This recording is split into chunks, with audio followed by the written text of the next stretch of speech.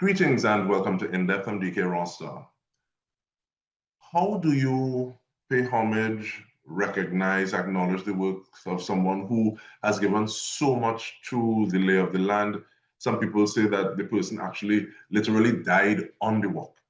So I'm speaking about Dr. Pat Bishop, Dr. Patricia Bishop, somebody who has received the highest honor that Trinidad and Tobago can bestow upon a recipient, and looking forward to an event that is going to be taking place on the 29th of June to speak to her work, her legacy, and the event that is coming up. We have, and I'll say tenor extraordinaire, Dr. Edward Cumberbatch.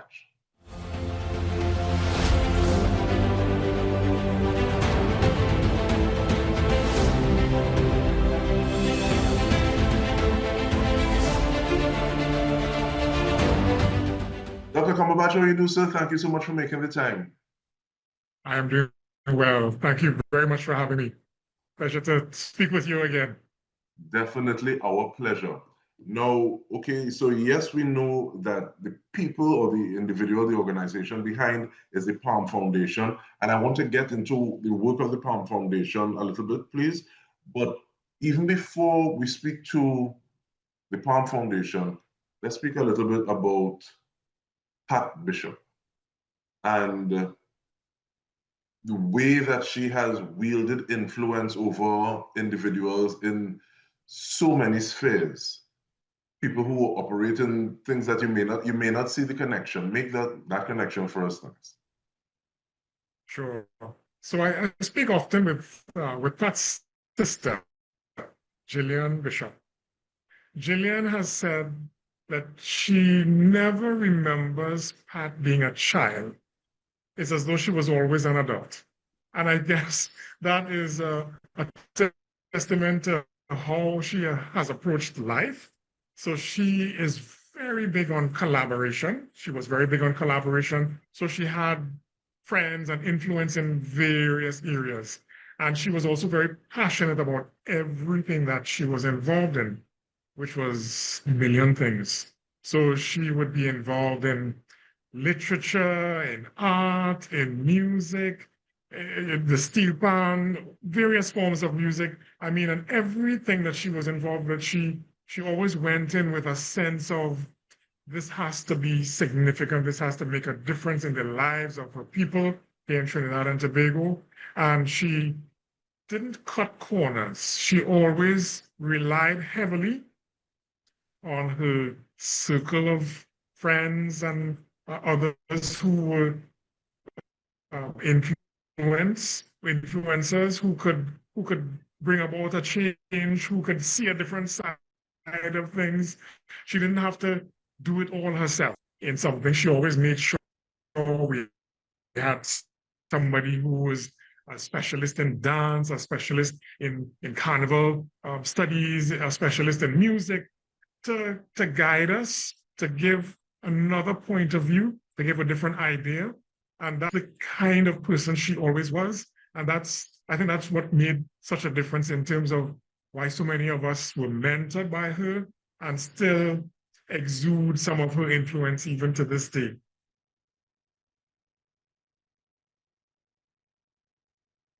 Answer the person who says that somebody who deals in culture can only deal in culture. So that has not been Pat's experience. It hasn't been my experience. So that is somewhat foreign to my upbringing. I mean, okay, so I started off here in Trinidad and Tobago. From the very beginning, in terms of academics and culture and music and performances, everything was always intertwined. And in school, from primary school, you're involved in those days, the choral speaking used to be a big thing, and the choirs, and going up to music festivals to sing solos and getting involved in different instruments. From an early age, my sisters and I took recorder lessons from the late great Marjorie Padmore. So every Wednesday evening we would go for recorder the culture from the rest of life. It's all intertwined. It's all one complete package. And then it was all reinforced by Pat herself, who lived culture. I mean, she was a historian. She was an artist. She was a musician. All of those things wrapped together one wasn't heavier than the other. They all influenced and supported each other. So I think it's a very important aspect of our whole person to have all of these facets intertwined rather than culture for culture's sake or only certain times. No, it's all wrapped together. I think that also, that wrapping and that intrinsic intertwining also is who we are, one. And I think the individuals who try to make that synthetic distinction, those distinctions, doing that to me makes it become something that is a lot more performative as opposed to an expression of lived reality and just how it is you do this. Because some people would argue that culture is the way they walk, the way that we understand a piece of fatigue, the way that, yeah, so whatever it is you do within a space. But looking at the space and what it is going to be happening in this space, the 29th is the date, but give us a little context on the history of the Palm Foundation. Thank you. All right. So the Palm Foundation was formed after Pat's passing in 2011. Gillian Bishop, her sister, would be one of the members of the Foundation, and there are several others. But they are dedicated to preserving the legacy of Pat Bishop. So the PALM stands for P for Pat, her art, her literature, and her music.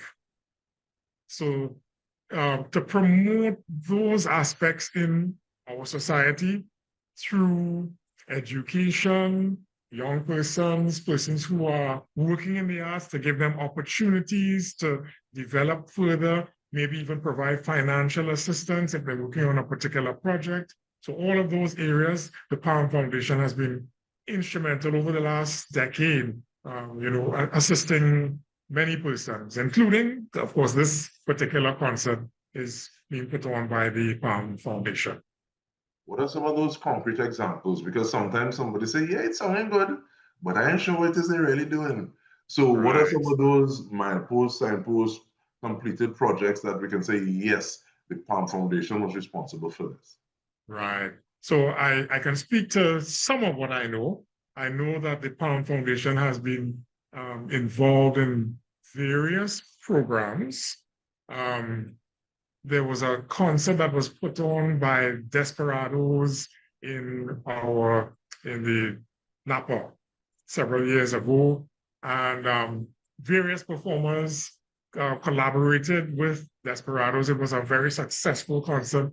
Palm Foundation was behind that, and I'm sure there are other such performances, works, collaborations that the Palm Foundation has influenced and gotten involved in. Some of the other details I may not be too familiar with, but I know that they have been working behind the scenes for quite some time.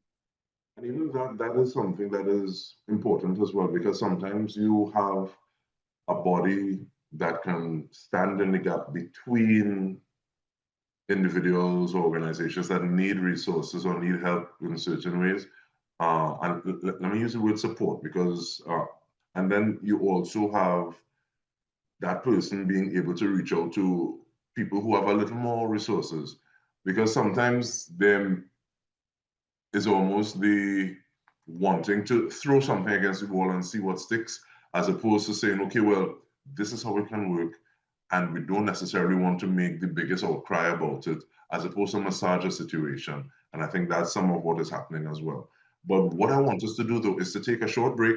We come back, get an idea of what the concert will be looking at, some of the logistics of how it is we can support this endeavor, and what the Palm Foundation will be looking forward to in the future. So stay with us. We'll return after this.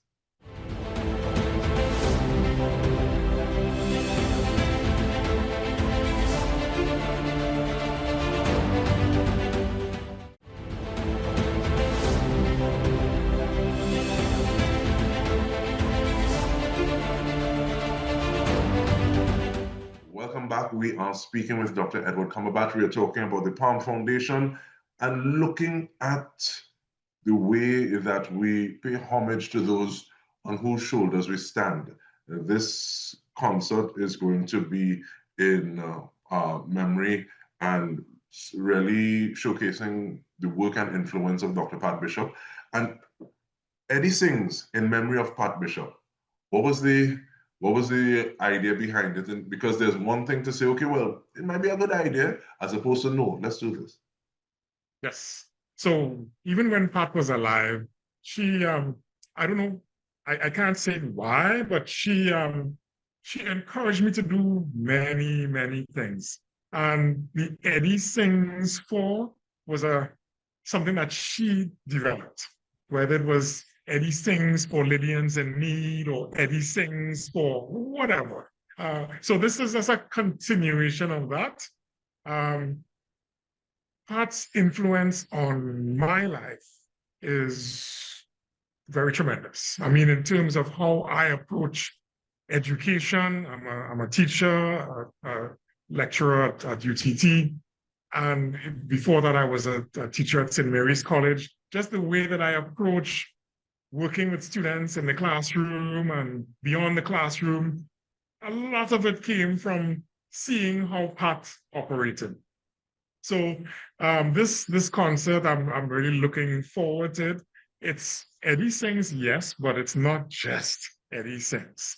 And I think that is going to be a nice touch on this particular performance. Yes, you're going to get the classical music that perhaps I am most known for. We're opening the concert with excerpts from Winterizer, which is the last work.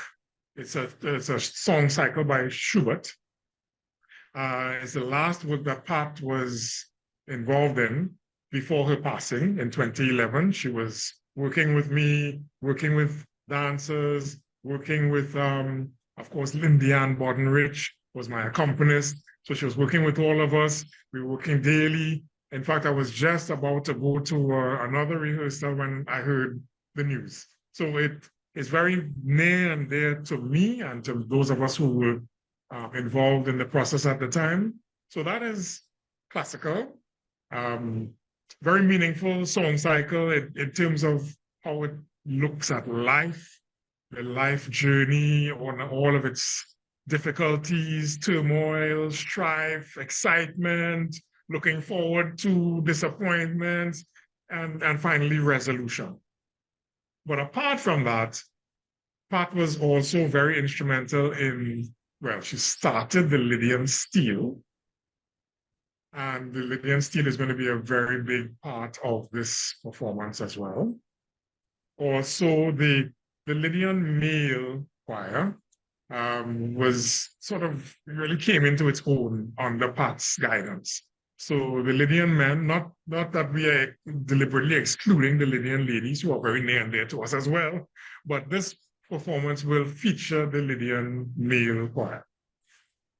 In fact, many of the men who will be singing may not necessarily be regular Lydians to this day, but because of the treasured memories that we all shared back in the day, they have made the commitment to come out and support the Lydians this time around. And there are also some other guests who will be performing with us. There is a young man who is a fantastic percussionist, who is a student at UTT. He's going into his final year. His name is Jose Enriquez. He was in my mathematics class a couple of years ago. He is a fantastic musician. He is going to be performing on the idiophone, maybe the marimba as well. His father is a percussionist extraordinaire as well. He will be in the group as well. Theron Shaw, guitarist extraordinaire, will also be working with me. I'm going to be doing not just the classical, but I'm going to be looking at spirituals, and then we'll have a little folk section and a little touch of calypso as well. Yes, imagine Eddie sings calypso. Oh, well. So it's a lot to look forward to. And I hope that that folks will take the opportunity to get involved, get your tickets, come and support the Palm Foundation, because this is really to help the Palm Foundation to do its work.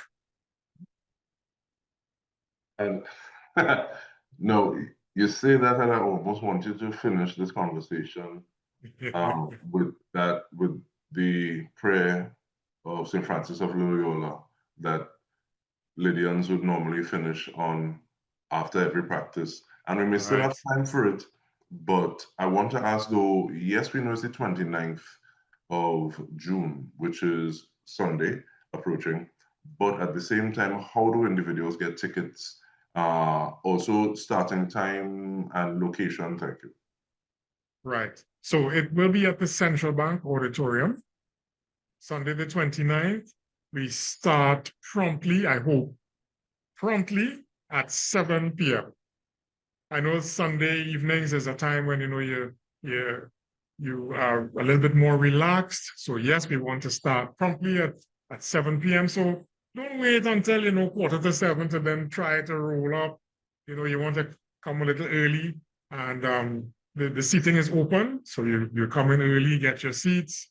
And in terms of getting tickets, the tickets are available through the Foundation website. You can log in and see the availability of tickets. They also have an online feature where you can do a bank transfer and then collect your tickets at the door if that is your preference. And again, people are always looking for ways, so I can do it remotely and then come on the day itself and organize, as opposed to have to roll out. Exactly. Yeah, because That's one right. thing that the pandemic has taught us is time and the importance of time. That's right. We can do things differently and effectively. But one of the things that we still want to be able to do is to support, one, the work, and just two, is a win-win situation, because you're going and having this sort of experience. And because where else will you find that mix? And I say mix, and this is even outside of the work that you by yourself are going to perform.